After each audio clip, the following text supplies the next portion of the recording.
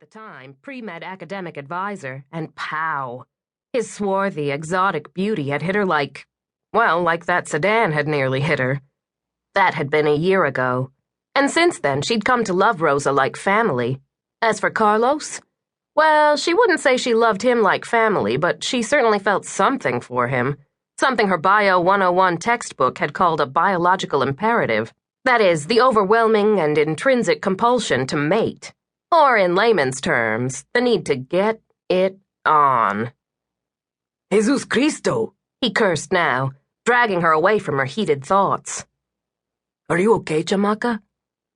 Okay. Well, a few seconds ago, snuggled against him, she'd been better than okay. She'd been great.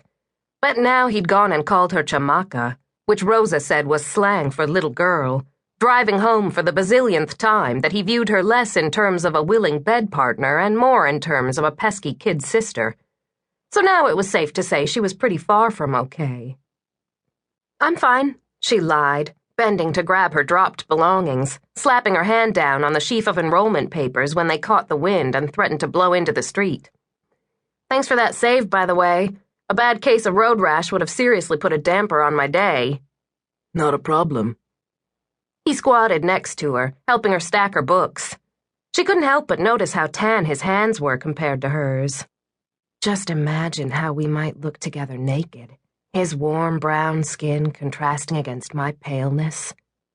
Her knees weakened at the thought. And gah again. Especially considering I was the one who startled you into tripping.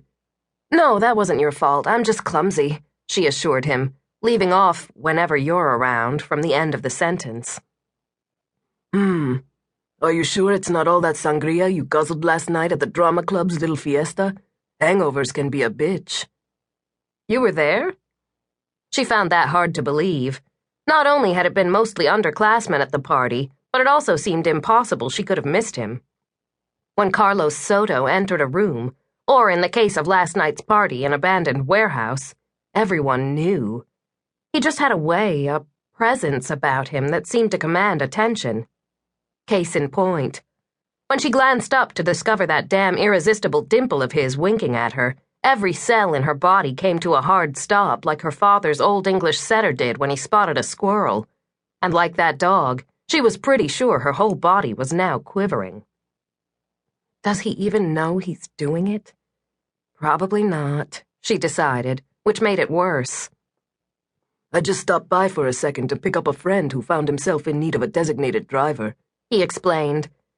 And who was also in need of a voice of sanity to keep him from going home with a philosophy major who was far too young for him. Too young for him? Let me guess, she groused, standing and slinging her purse strap over her shoulder. This philosophy major was what, 18, 19? Last I heard, that's past the age of consent. Carlos mirrored her movement, rising in one graceful motion that was the polar opposite of her near faceplant into the grill of the Buick. He held on to her books, tucking them under his arm, causing his brown suede jacket to bunch up and reveal his trim waist. What she wouldn't give to turn back the clock a couple of minutes so she could take the opportunity to wrap her arms around that waist. She was 20, and don't you roll your eyes at me, he grumped when she did exactly that. That's too young to be carousing around with a guy who's my age. Yes, because 25 is positively ancient. She wrinkled her nose. I see daily doses of prune juice and Bengay in your immediate future, you poor thing. He made a face at her. She made one right back. And to get back to the point, she said, I don't have a hangover. You don't? No, I prefer to think of it as wine flu. He barked out a laugh, and she would swear she felt the sound low in her belly. When the cool breeze tousled the hair near his temple, she hastily reached out to take her books from him. Not only was she already running late for her meeting, but she also needed something to fill her hands lest she find them burrowing themselves through his sleek black locks. Which reminds me.